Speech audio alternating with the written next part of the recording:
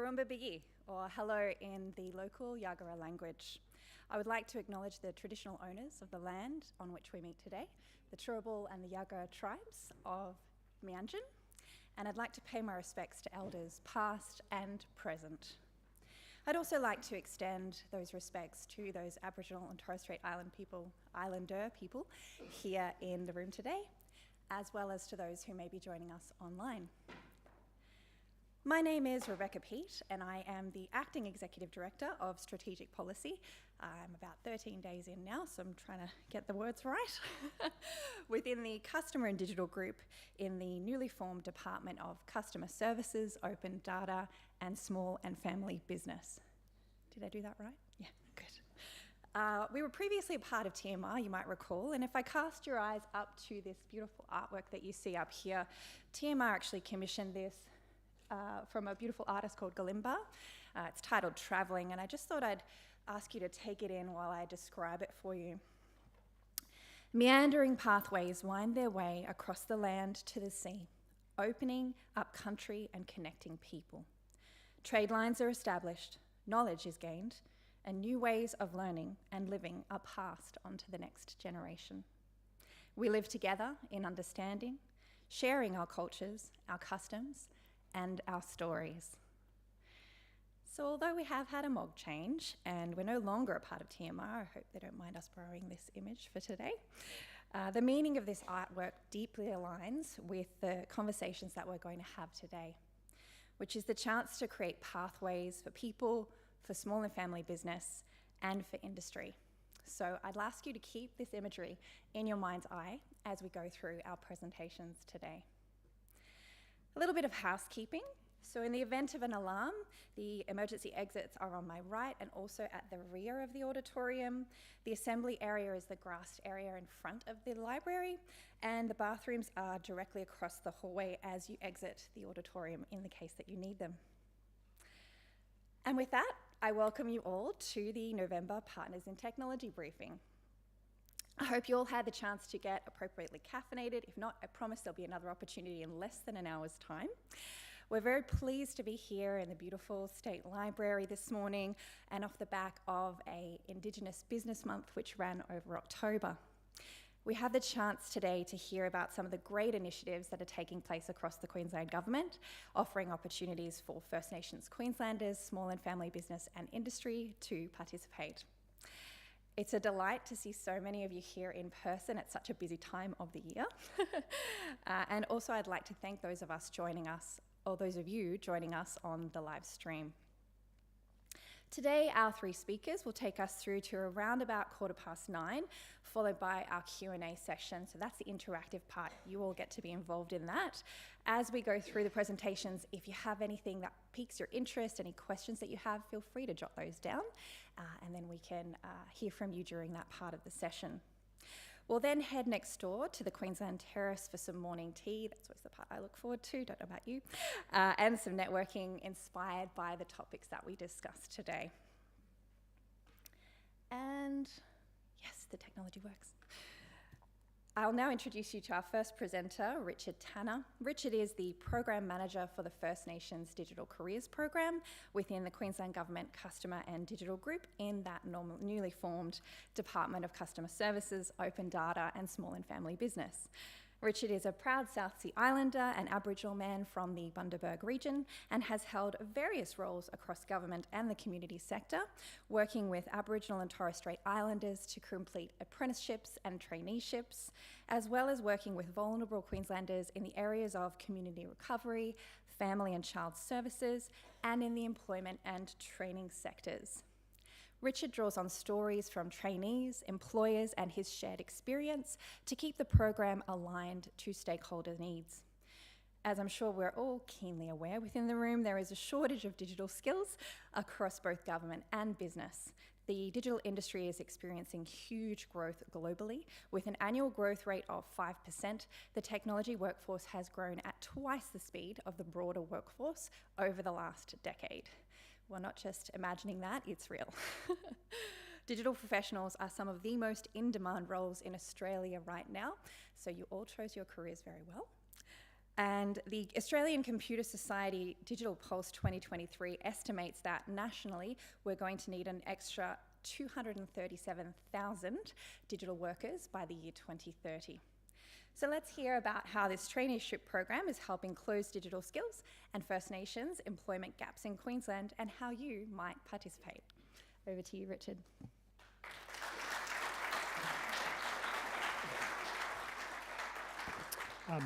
Thanks, Beck. I was never a bit of accustomed to that. He said, please share your bio. You're never really good about sharing a bit about where you come from, but I was actually impressed with that bio that I did, so I thought I'd just acknowledge my own bio on that. Well, look, thanks for the opportunity. Well, there's a couple of slides I'll roll through, and I'm sure you would have heard through our leader, Chris McLaren, and his sort of promotion of the First Nations Digital Careers Program. One of the things I wanted to share that through these slides is just the story of the program and how I've been with the program since January, but it's been around since July 2022. We've had around 49 trainees commence the program, and what a trainee is either a Cert 3 or a Certificate 4 in IT trainee. It's entry-level roles, and predominantly we're working with Queensland Government agencies with a sprinkle of industry, which is why we thought it was a perfect opportunity to have a yarn with all you mob around how we can get your comments and feedback on how maybe a program might suit an industry requirement now that we've had a bit of runs on the board. The program, without going into a lot of detail, because I'm sure you may have heard of this before, it's a traineeship model program. So it's an 18-month commitment that employers commit to a trainee. And one of the things that we're really proud of is an 83% employment rate post the traineeship, but also we're also operating at a plus 60% completion rate for trainees itself. What we see in Queensland is a bit of a challenge for trainees in general to just to complete a traineeship for obvious reasons, and it's even less for Aboriginal and Torres Strait Islander people to complete that. So we're really proud to hold a hat on even such a small number that we operate at a 83% continuation into the digital industry, and that's a reflection of the individuals. So I'm not sitting up here as an expert in Aboriginal and Torres Strait Islander culture. I'm speaking to you from an experience of what we're seeing in the program and what I've seen helped keep people retained. And I think that's the bigger story is how do you keep retention in our program at the moment. One of the things that I think we do well as part of the program, so I mentioned it is an 18-month commitment for people to not only employ someone, but we're really asking, I think one of the differences, it's mentioned there around cultural awareness and sensitivity, but it's about exploring that fact and having conversations around what that looks like for individuals. And I think it's also acknowledging that everybody is on a different page or a different stage of their reconciliation journey, whatever that may be. And it's okay to not know everything in that space or know as little as you can. The reality is more around when people are participating in the program, and when I refer to people as employers, we're really asking them to really reach into their hearts and say, this is more than a program. What we're seeing out of the 49 that I mentioned in terms of numbers, it's actually people making a decision to change their lives. And I think beyond the business need, beyond those types of things, it's really that connection point around, I know I've got to give 50% as an employer, and our job as the program is to ensure that we're providing the right candidate that's also going to commit to a longevity, because I don't think they work in isolation.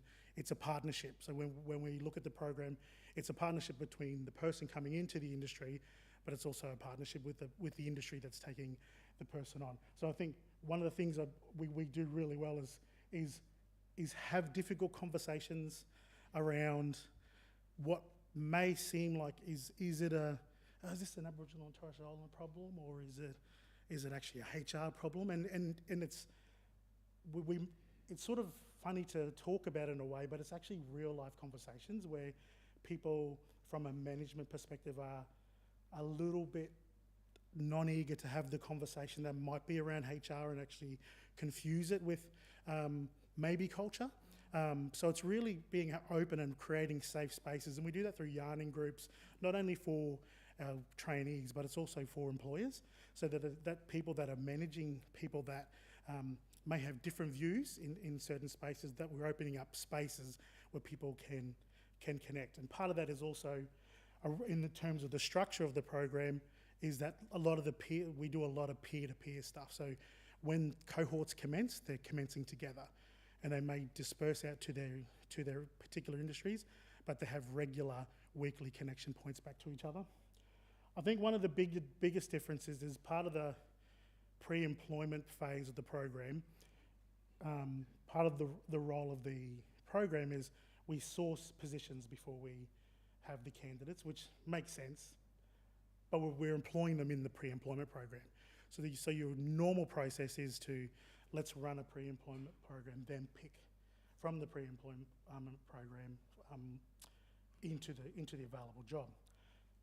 In this model, we're asking employers to commit to that position, to that candidate post the pre-employment space, and a part of that is getting them to connect into the workforce. A lot of this is relationship based.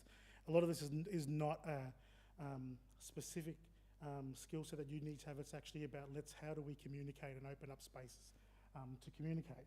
We offer support systems. Employment continuity is a big one, and I think that's something that I'm interested on how we can move into an industry space, because in the government we've seen quite great outcomes, because the opportunity that when we're talking with employees to come on board, they're coming on board not for the 18 months, they're coming on board knowing that they're building a workforce. But they have the ability to make that decision post-program. It's working with those organisations that maybe don't have that expectation post 18 months, and how can we actually work together to build the workforce in that particular space. Diversity and inclusion, funding and resources. As part of the program, we try to work with as many community or subsidy providers to make sure that the costs are at a limited cost for people that are participating. But also, I think the engagement and communication is a huge part of that. But I just want to give an example on access to opportunities.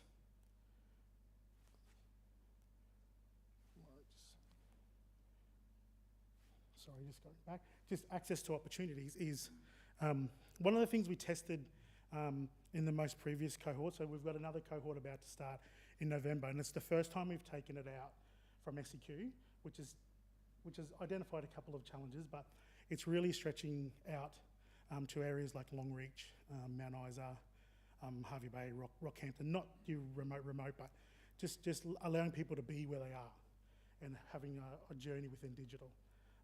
But what we tried to do is really capture the stories of individuals. So what we did is we asked all of the employees of the program to participate in sharing what's the story of their business. What's your story in terms of wanting to employ somebody? What are you trying to achieve with your business? And then in turn we asked the participants to share their story. And what we've seen a difference in recruitment strategies. And I don't know if there's any technical term for them, but as a prime example was 2 or 3 employers opted to not interview, and they made a decision based on listening to the story of the individual. And I think that's a really big shift when you're talking about, I don't know what they needed to do within their internal HR departments, because that's obviously what their process was. But it was a real flickering of a light that started to see what we all talk about is the vocational opportunities are what we recognise and what we measure, but it's those real skills, I call them, rather than soft skills.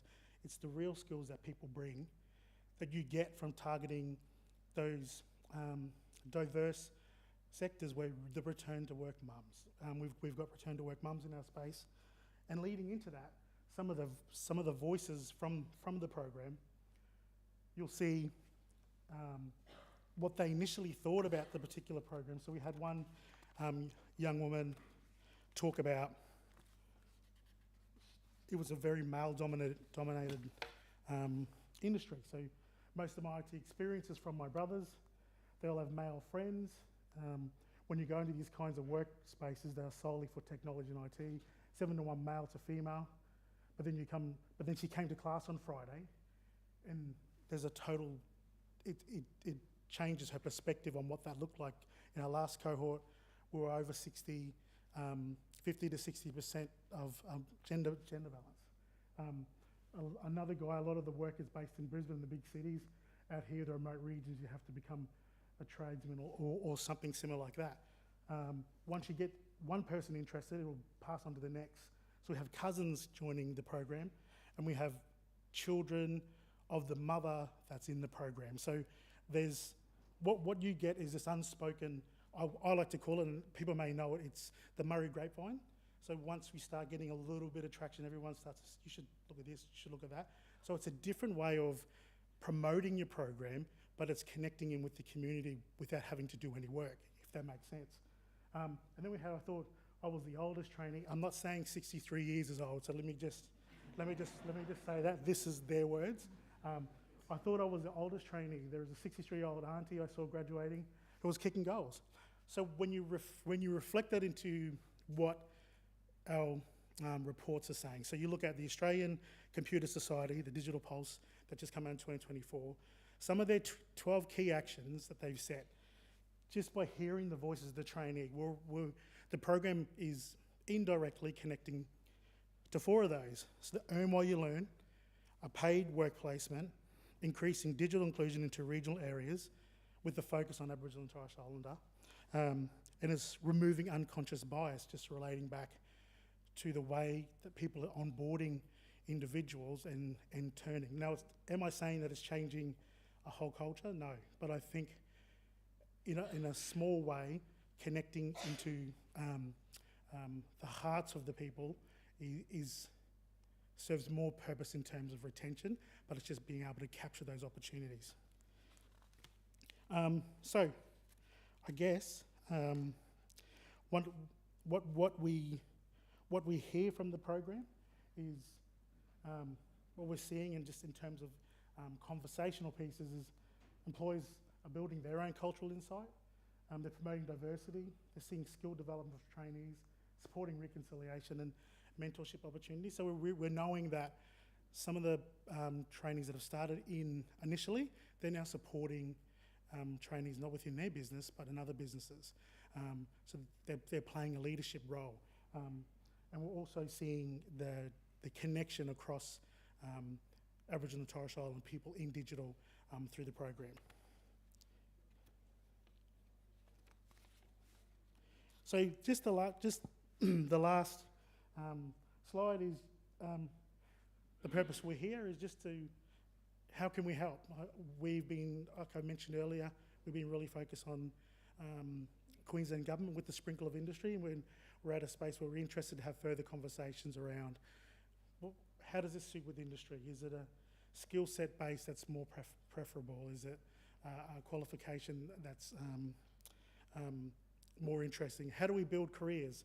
How do we get industry involved when people that are completing and that they want to continue their journey outside of government into industry? So we're starting to create, whilst it's at a digital professional level at an early stage, but how do we instill some opportunities, and how do we connect with their community from an industry base?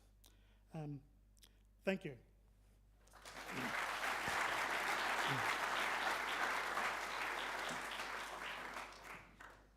You can hear the passion in the stories that you've heard this morning, and you can also see, again, linking back to that imagery, how we are helping to smooth those pathways for trainees who might typically be challenged to navigate that space. Okay. I'm sure Richard will be happy to have a chat with you afterwards as well at the morning tea if you've got any questions.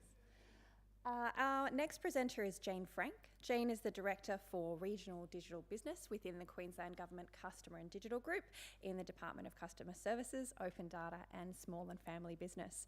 She has led transformative business, customer and digital initiatives across diverse sectors in local and state government over the last decade. As the Director for Regional Digital Business, Jane is leading the establishment of commercially sustainable digital businesses in remote First Nations communities. The businesses are community owned and operated and enable First Nations people to participate in social and economic opportunities arising from the digital economy. So let's hear now how this nation-leading digital service program is transforming the digital and economic landscape for First Nations communities in Queensland. Over to you, Jane.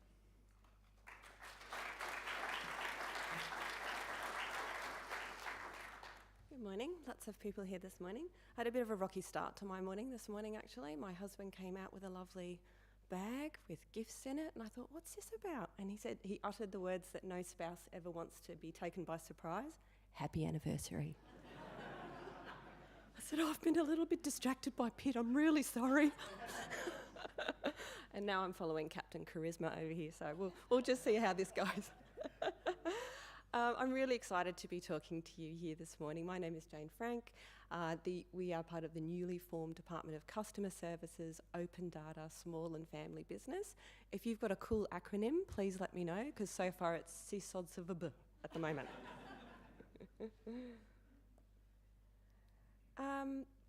As I said, we're really excited to be talking about this program of work this morning, and I use the royal we there because we're all really passionate about what we do here.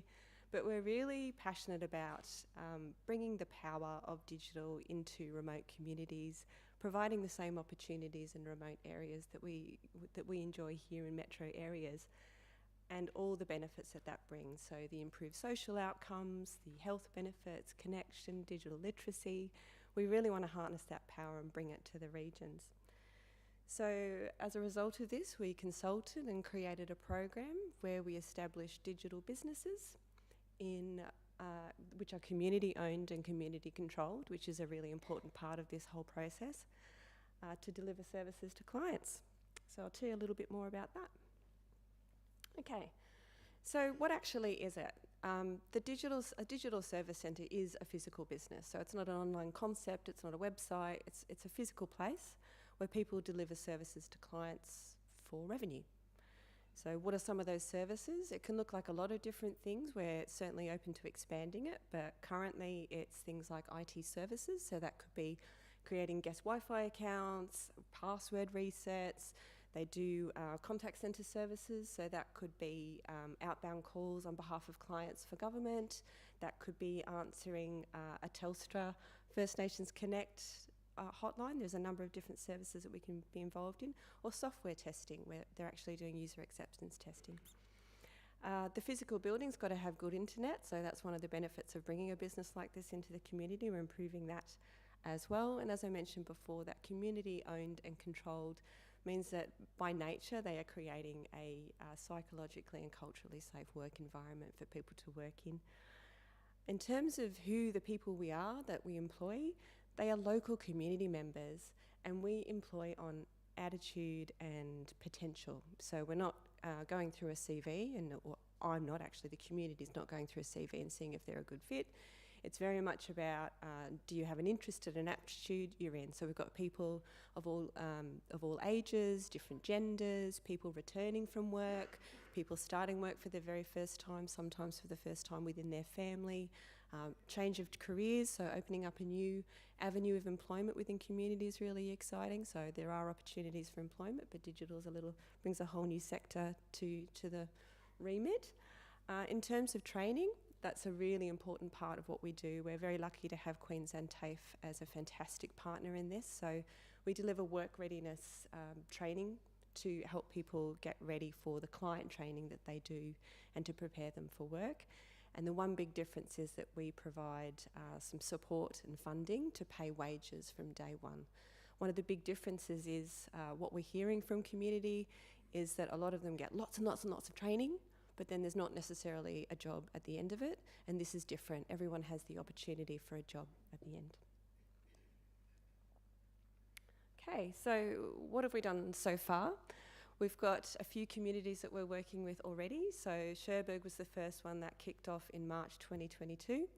That was a result of a partnership with the Cherbourg Aboriginal Shire Council, Fujitsu and Queensland Government. So they kicked off doing sort of guest Wi-Fi, password resets and things like that. The goal was to boost economic participation in that community, create job opportunities, and I can definitely say we've achieved that so far. 1 year later, we were celebrating the anniversary with some important partners, and Fujitsu announced that they were the top performing call centre in the whole of Australia and New Zealand. So that wasn't a weighted average or anything, they were literally the highest performing call centre. So it's doing pretty well.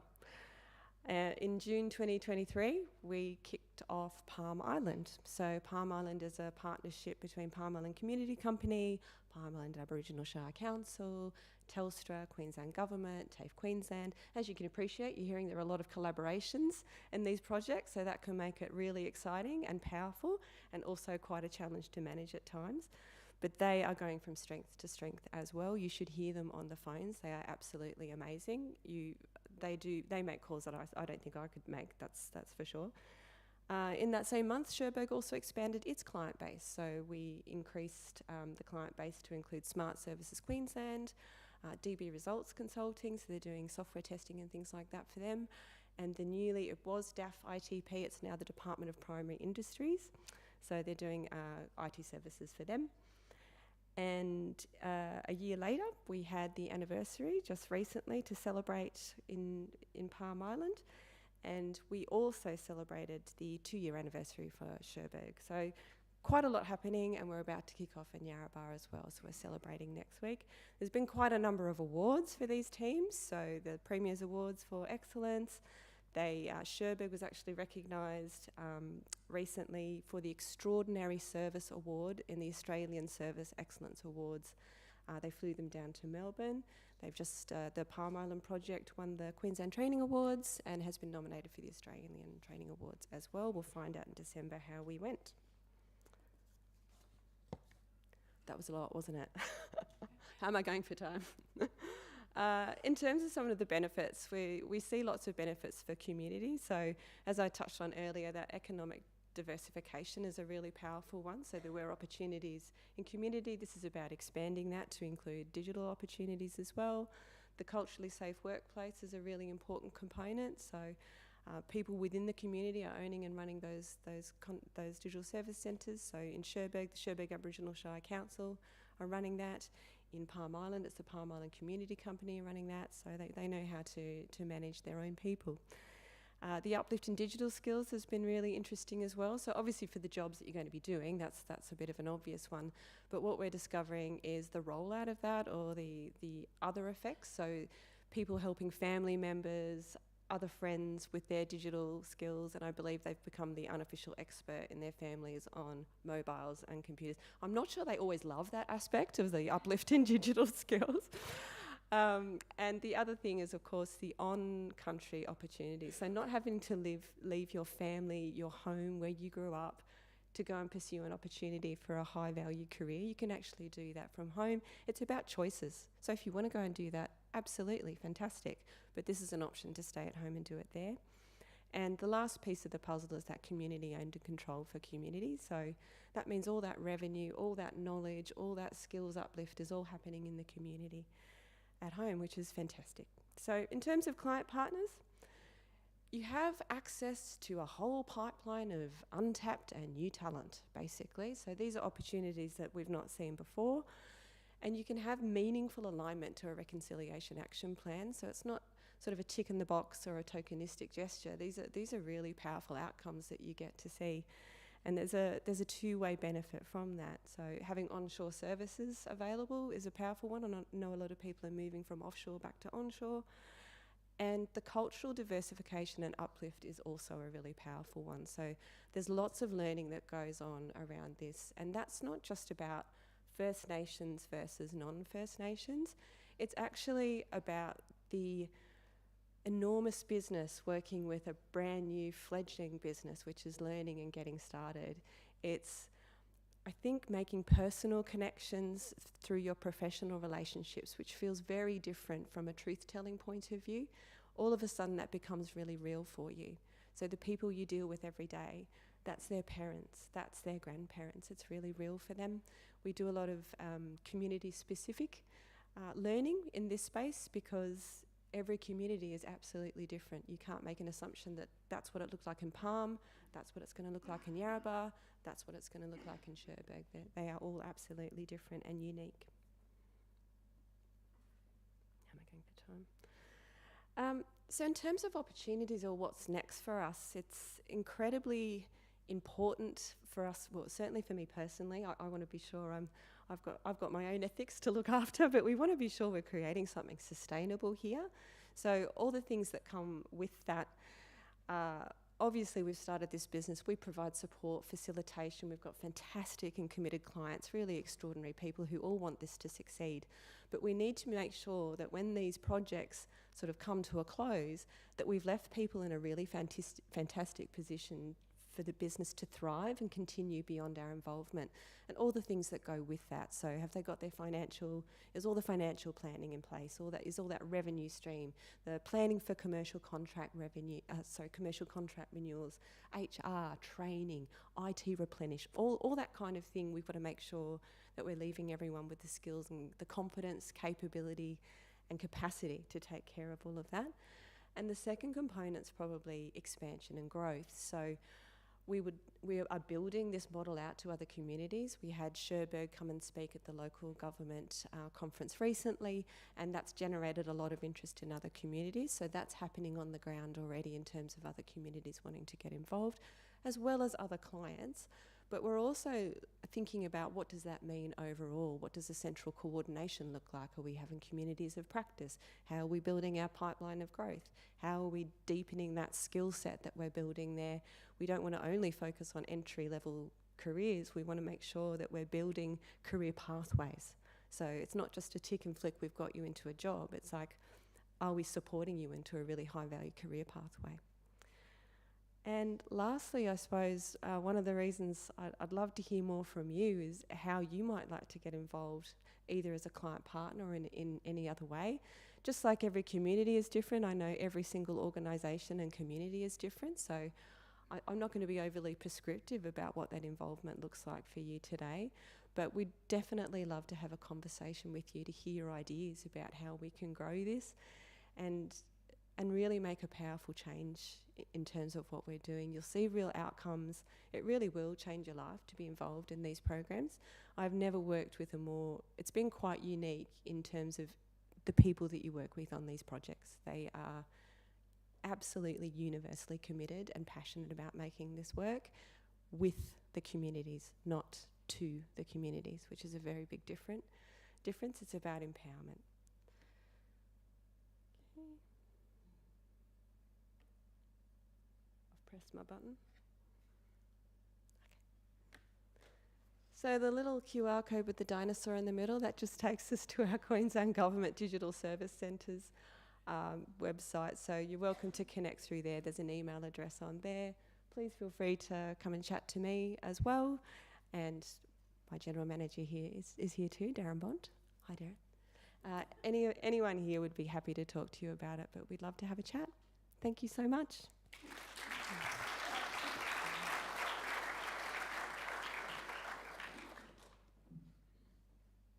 Thank you so much, Jane. And again, you can just hear that passion clearly coming through Jane and Richard, and the various opportunities that we have to tap into that traditionally untapped talent. And when you do, they end up winning awards. So it's quite incredible. Okay, and now I'll introduce you to our third presenter, Ricky Garbutt. So Ricky is the Economic Participation Manager within the Department of Women, Aboriginal and Torres Strait Islander Partnerships and Multiculturalism. In this role, Ricky's team's focus areas are driving the implementation of the Queensland Indigenous Procurement Policy and supporting industry to increase Indigenous employment and procurement for Indigenous businesses. Ricky believes that increasing Indigenous economic participation can help alleviate many social and community issues, significantly improving the lives of Indigenous individuals and their communities, which is why he has worked with government, industry, Indigenous job seekers and Indigenous businesses over the last 17 years and counting. Hey, Ricky. He joins us here today to talk about strengthening your response to government offers by partnering and subcontracting with Indigenous businesses. Over to you, Ricky.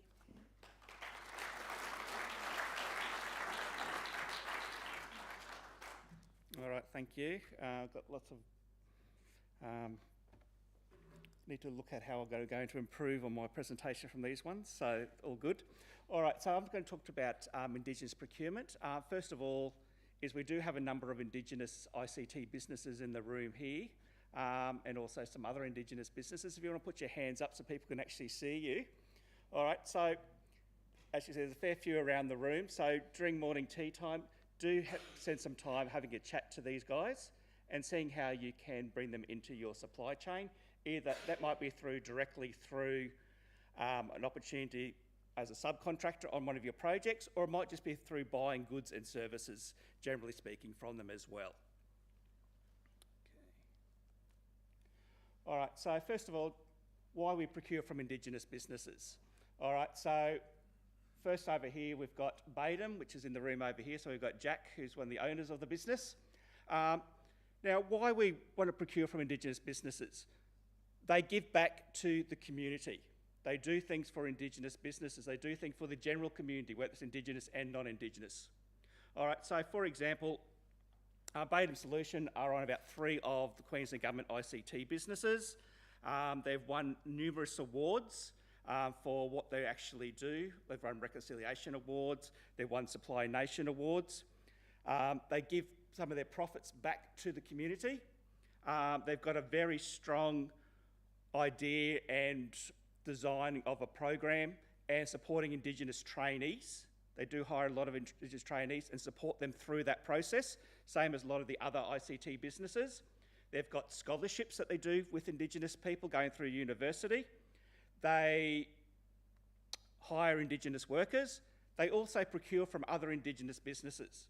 They also, when they're talking to clients, they also ask them questions such as, oh, what else are you buying? I said, oh, we're buying this, etc. Well, I can tell you, here's an Indigenous business that you can buy your shirts from. The businesses themselves buy things from other businesses, Indigenous businesses, which help them sort of grow and employ more people. So they buy their shirts, they buy water, they buy catering, similar things to what we do to help support the Indigenous businesses to grow.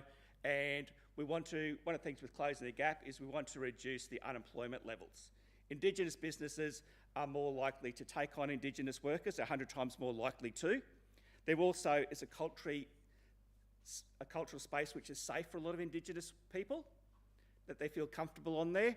And also they're probably more likely, if they do sort of issues that they do fall off the wagon or things sort of occur, are more likely to take them back and support them through that process. So once they get them to be that really job-ready person, in particular with their traineeships. So there's some of the reasons why. So that's just Baden very quickly. Another one is Lisa Wadigo, who owns Iscariot Media, which does design, multimedia, branding, strategy, training, etc. All right, so we've just, last month was Indigenous Business Month, which has been going for 10 years. So Lisa was one of the founding partners of that. She was also a founding partner of what's called Black Coffee, which is just around all of Australia, is in certain areas. So down at Gold Coast, once a month, they get together with Indigenous businesses and they want government and industry to come along and have a chat to them and see if there's opportunities for partnerships or find out how they actually get into their supply chain, or they're looking at ways to grow their business. So they've also won a lot of awards, etc. They're also on the Queensland Government Creative Solutions. All right, so one of the big things that Lisa does, she gives a lot of pro bono support back to Indigenous businesses to help them grow. All right, over here as well, if you want to stand up and just give a bit about what you sort of do, no? Yes. Okay, another example of business, what they sort of do. All right, that's okay, no, throw people on board.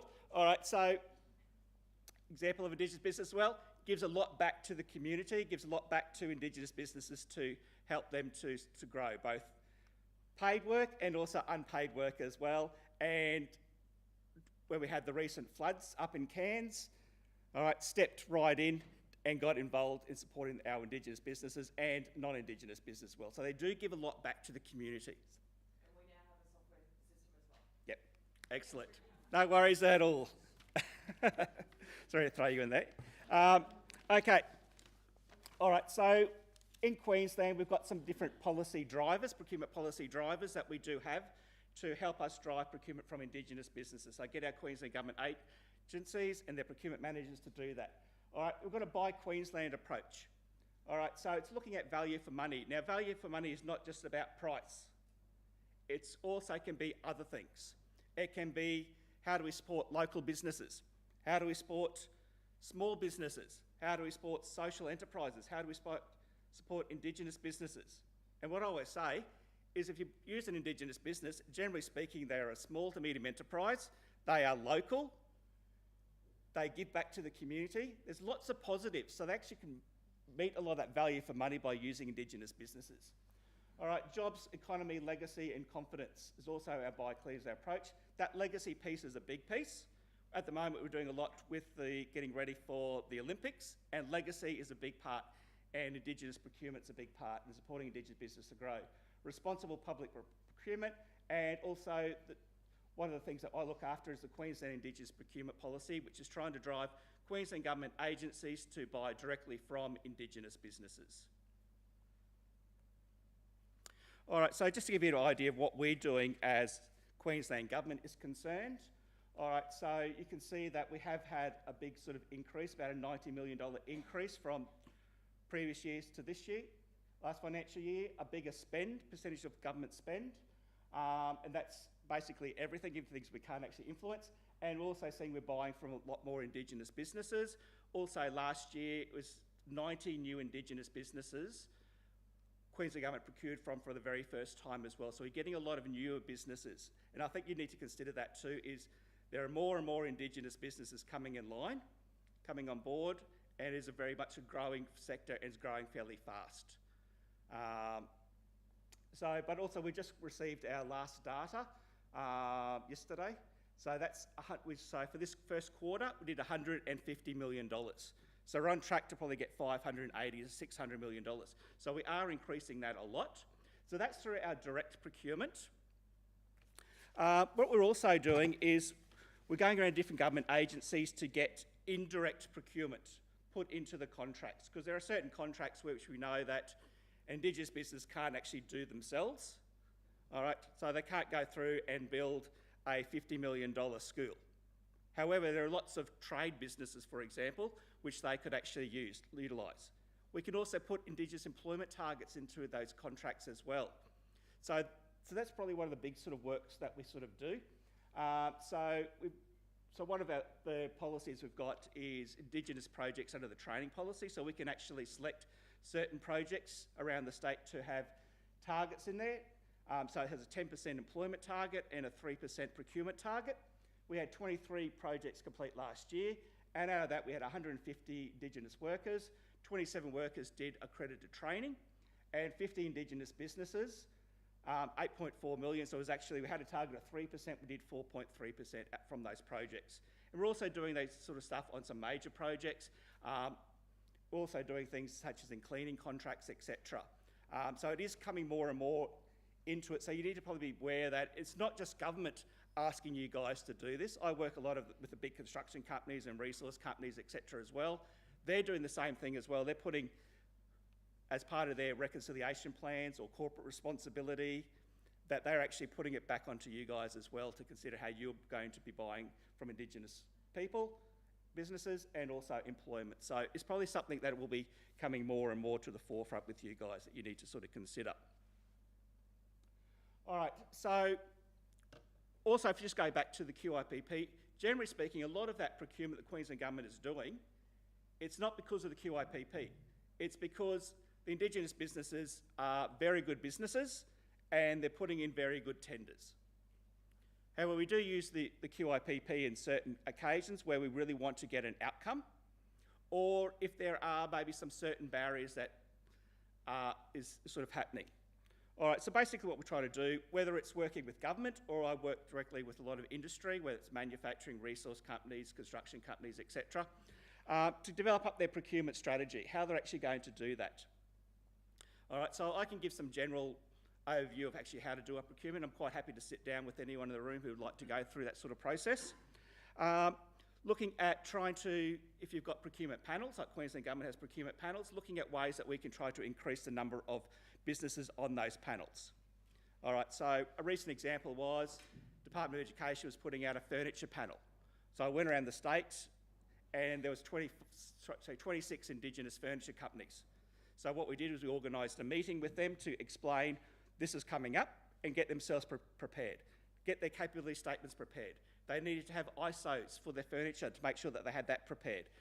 A lot of them didn't understand what actually a panel was and how it was different from actually putting in just a normal tender. So going through those sort of processes as well and giving them some upskilling so they could actually work through that and we could support them.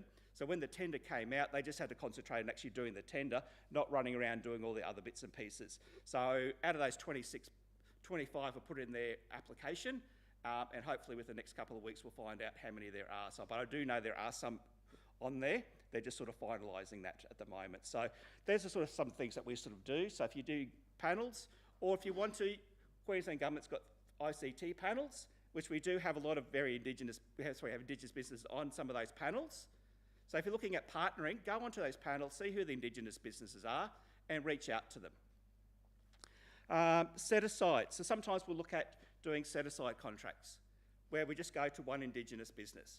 So in my line of work, what I do, anytime I need catering, I'll go to an Indigenous business. All right, so Fig Jam's here today. So when you get fed today, that's an Indigenous business, Fig Jam. So supporting them that way as well. If I need printing done, I will go down to Springwood, go to Snap Printing. That franchise is owned by an Indigenous business. So getting that done is very simple ways of actually doing that. And it can be simple stuff. It can also be very high level. All right, so at the moment I'm working with education to increase the number of Indigenous builders doing Queensland Government work. So one of the things I've done is worked with Indigenous businesses to get them pre-qualified for the Queensland Government and then giving them a first opportunity. So education has been really good. So about 2 years ago, for example, one example was an Indigenous builder. We got them pre-qualified. We gave them a $700,000 contract. So it doesn't have to be a small contract, it could be a big one. They did really well on that. They were given another one about the same size, about 600, 700. They did really well. 2 years later, they've done over $30 million in government construction projects. By giving them that first opportunity to demonstrate how good they are, they've been able to win work not through QIPP, but being the best business, doing the best price, doing the best tender, but also demonstrating in their responses how they're actually giving back through Indigenous employment, through employment, local employment, Indigenous procurement from Indigenous businesses, all those sort of things as well to make it really strong. Okay, I'll need to get this pretty quickly. Sometimes we'll do with closed tenders. Anytime we do a closed tender, invite at least one Indigenous business to put in. All right, so some of the ones we'll do, if they're doing consultancy contracts, is they'll go through the panel and go, okay, we'll choose this one, and we'll at least choose one Indigenous business to give them a chance. Or other times we'll do selective offers where only Indigenous businesses are able to apply for a contract. That way you definitely guarantee to get Indigenous business who can meet those requirements. All right, looking at partnering with Indigenous businesses to support them and to grow with them and work together. Is that business a good fit for yourself? It's very sort of important to do that. Also, sometimes we'll go through and put non-price criteria. So if you're an Indigenous business, you'll get maybe 5% of the 100 as an extra boost to give you that opportunity. So these are just some of the different flexible ways that agencies and industry actually operate to increase their procurement from Indigenous businesses. All right, and I got there right on the very end. So thank you very much.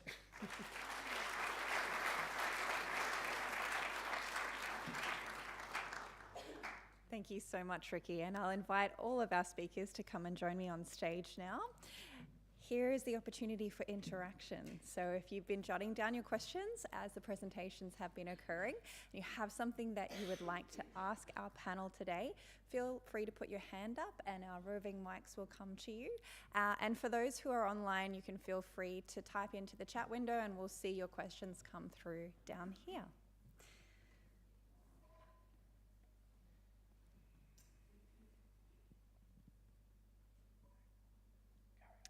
I have a question here from Gerarda. Thank you, Gerarda. Is the change of government likely to affect the continuation of these programs? Excellent question. We cast to our General Manager for advice on this. Just getting him a mic for those online.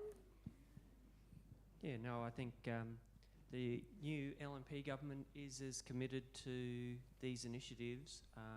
We haven't briefed the Minister in detail, but at a high level, I think there's strong commitment to continuation of these initiatives and even strengthening them.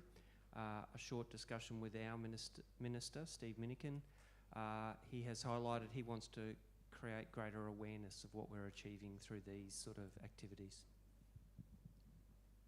Thank you, Darren. So we have another question here. How come Aboriginal IT groups can have 63-year-old staff, I believe that is, but not white IT companies? I don't think we're intimating that white IT companies can't have 63-year-old staff, and I'm sure there are some in this room that would raise their hands and say that they have at least a few in that age category. Yeah, I think there may be a reference to the 63 age in the First Nation Digital Career Program of the participant. Got you. So that was a Queensland Government agency, wasn't an Indigenous business. I think the answer to that is absolutely, why not? And I'd encourage everybody in this room to consider how you might leverage the different mechanisms that we've talked about today to engage First Nations businesses and individuals in your companies. And just to add to that, it might speak to the way that, speaking for the Digital Service Centres, the way we recruited was on aptitude, potential and interest. So everyone had the opportunity to participate. We weren't ruling people out in any way. It'd be lovely to see a bit more of that more broadly in industry. Removing bias from recruitment? Yeah. Absolutely. Look, there's no sort of age barrier as well. So I've done employment programs, not just with Indigenous, but I've done Muslim programs, I've done with Africans, Pacific Islanders, etc. We've done different things as well, or different industries. So there's a big cry out for workplace health and safety advisors. So we ran a program in particular for women over 45 who are looking at coming back into the starting a career or wanting a change of career as well, and that worked really well. So making sure you've got that right sort of support around it, and also you've got that industry buy-in, you can actually do whatever you can get these sort of achievements. And Richard's done this sort of stuff with me for that last 17 years as well, all different sort of industries. So it can be achieved, and we've got some people who've got some great skills and knowledge in those areas to make sure it's actually designed properly. And I think just to quickly add, I got to admit I'm a digitally converted guy now. I didn't know digital before January, to be generally honest with you guys, and I think my perception of digital, and I'm in the community as well, you didn't think digital it was IT sitting at a computer, but I think a lot of the narrative that's out is how do we shift that, because I think individuals put that boundary on themselves that it's not for me, and I think having programs like this, and obviously Jane's and some of the various other ones, because we aren't the only ones, is also looking at getting digital narrative out there, that it starts earlier than what we're looking with unemployed job seekers and vice versa, but it's really should be in the schools, and how do we do those types of activities, because it's a career. I never thought there's so many ways you can go, and I'm speaking to the converted here about what that looks like, but I do have to admit that wasn't my initial journey into that space. And Richard, do you think you could speak to, you've kind of touched on it, but what do you think is the success factor about that opportunity to engage with staff of all different backgrounds and cultures? Look, I think diversity is just a lovely concept, you know, in terms of ideas and what that brings. Like, what I'm noticing in the program is there's no experts, and as soon as we let go of, that's a tough sell, vulnerability to discuss and to say, I actually don't know.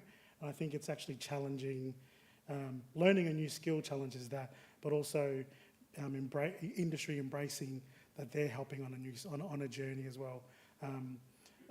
Just opens up the opportunities. Like, we're talking at the moment about how do the graduates of the Cert 4 get their TAE to become teachers so they can subcontract to TAFE to deliver the program as a side gig in a way with 4 or 5 of the participants. So it's this view that how do we connect, and you've heard it here today, is what we're really interested in is how do we build these career opportunities that because we only know what we know. So I think there's a lot of opportunity. We have a question at the back, I see. Thank you very much. Kylie Lindsay from NBN. Really interesting panel this morning, thank you. I'd like to be a bit cheeky and ask 2 questions, one to Richard and one to Jane. Richard, I would love to know or hear from you some examples of who partner employers are as part of your program. And Jane, a question for you. We work a lot in regional community, and obviously there are large numbers of First Nations people who are not specifically in First Nations communities. Has any thought been given to supporting one of those service centres somewhere like a Cunnamulla or a Boolia or a Charleville or some sort of a grouping like that, just to give those outside of an actually, you know, an actual Indigenous community the same opportunities? Thank you. So to the first question for Richard about the industry partners.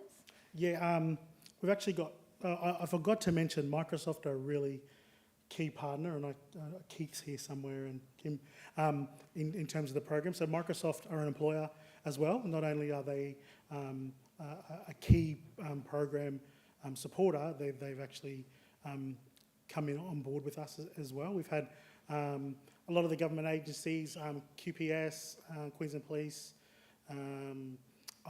I'm saying the old acronym, so please forgive me about you asked me a question about the government changes. So the sport and recreation, Agriculture and fisheries.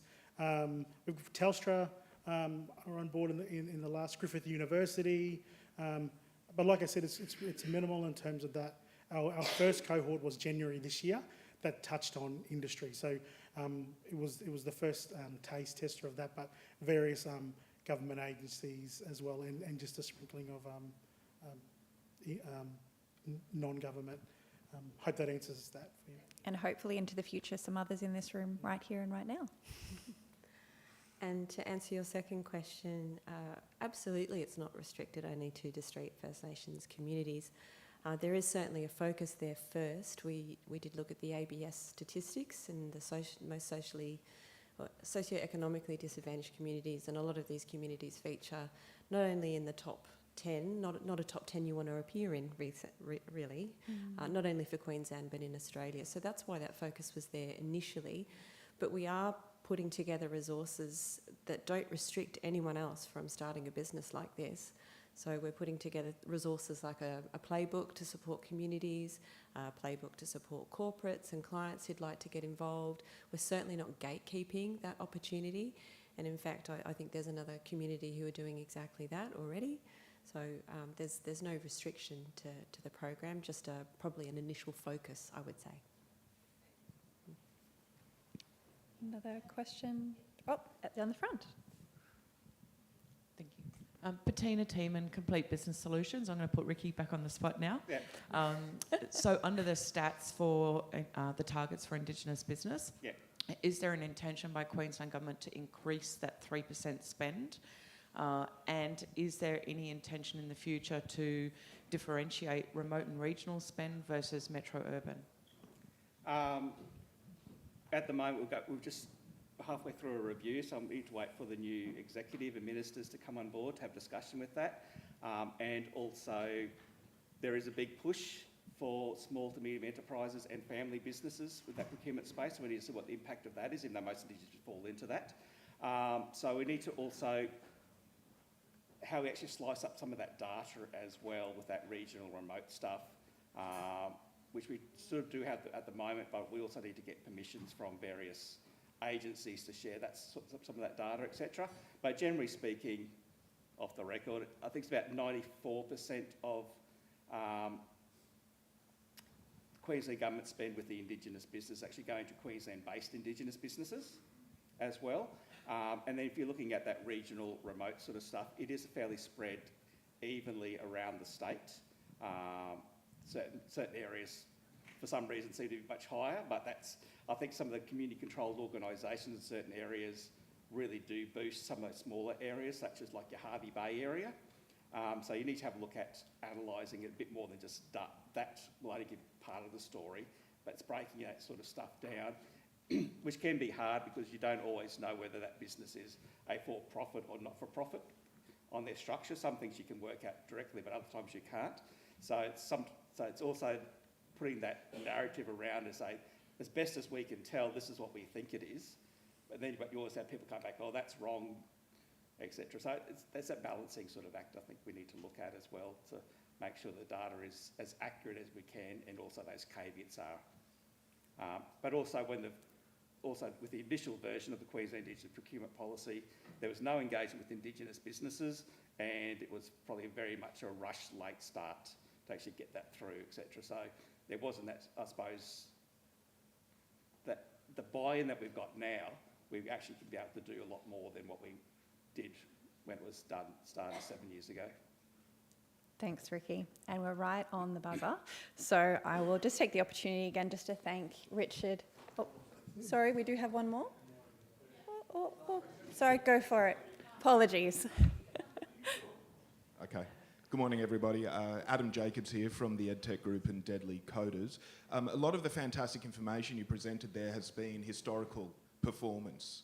Do we have any indication of forecasts? For example, new digital hub locations, Jane or Ricky, I think was just sort of asked previously, anticipated spend on Indigenous businesses and procurement, something that we can look at which is forward-looking as opposed to just historical.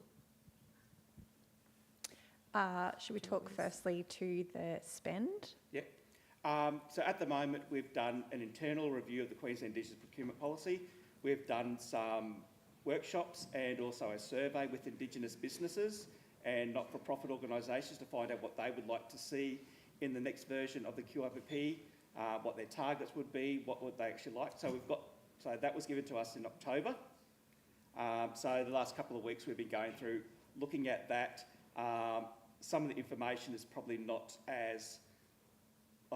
the targets are basically, people want a high sort of target, which is always going to be, but what is going to be that sort of target, etc. And there's also whether or not the previous government was probably looking more towards the targets maybe being a dollar value, which increases each year, so 500 million, which increases by 5% each year, rather than a percentage. Because what we have found over the last, since I've been involved about the last sort of 4 years or so, is Queensland Government spend has been increasing so rapidly. So it's been going up from 15 billion when I was started, and last year it was 20 billion.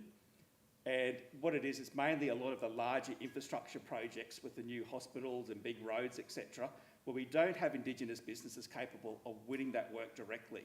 And our procurement at the moment is only counting direct procurement, none of that indirect procurement. So I've been spending a lot of time trying to influence and getting that indirect procurement into those contracts. So we're getting outcomes which we can collect, but that's sort of separate from QIPP. So there's a bit of nuance we sort of need to work around that. And also, we have what's known as, I don't want to get too technical, but we have what's known as addressable spend. So in Queensland, it's basically spend, we take out employee wages and grants, and that's our spend. Other states and feds, basically what they do is they take out other things from that spend. If there's no Indigenous businesses that can supply that good or service, like prosthetic legs, for example, they'll take out that spend. We don't have Indigenous businesses that can do a road project over $50 million, so they take out that spend. or that can't be influenced. All right, every government agency doesn't buy laptops from Indigenous businesses. They buy it directly from Dell and HP. They take that spend out. So their addressable spend is much smaller compared to Queensland's addressable spend.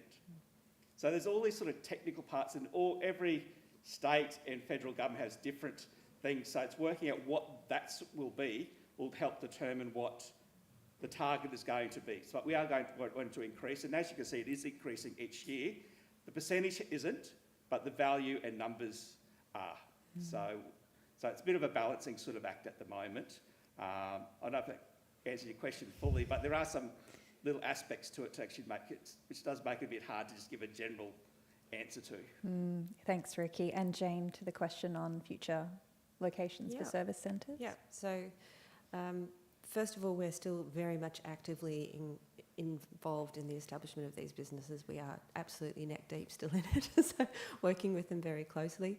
But one of the things about this program is that the interest has to come from community, and we're finding that's now happening through the Murray grapevine that Richard referenced before, where we're in discussions with 4 other communities who are looking to take on the model, and we're also talking about what expansion looks like with existing communities. What do they need in terms of infrastructure to support that, for example? What do they need in terms of future career planning? What other services might they move into?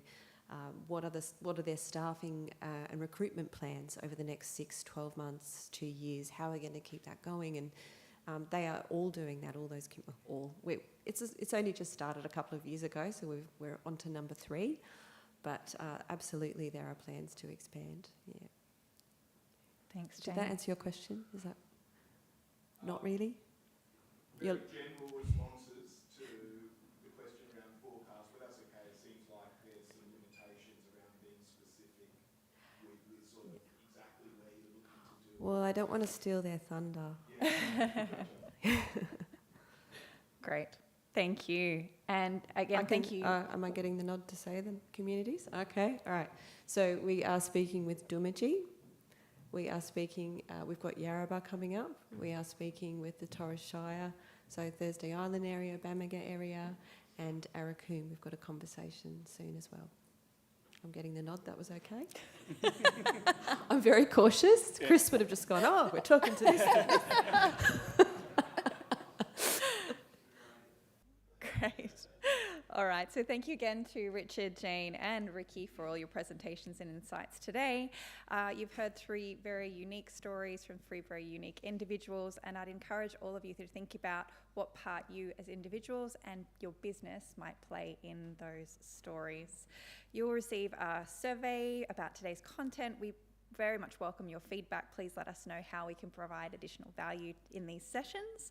For any inquiries about the briefings, please go to the Business Queensland website or contact the PiT team. Matthew is your key contact over here. Today's presentations have been recorded and will appear on the Business Queensland website very shortly. And thank you again to the PiT team and the supporting staff who've coordinated this event, to the State Library, to our AV crew, and to the catering team who Ricky rightly mentioned is Fig Jam, who themselves are a second-generation Indigenous business. And finally, thank you all again for attending today, in person and also via the live stream. I hope you found this morning's presentations informative and inspiring. Please join us now for tea and coffee and networking in the Queensland Terrace. It's been a pleasure.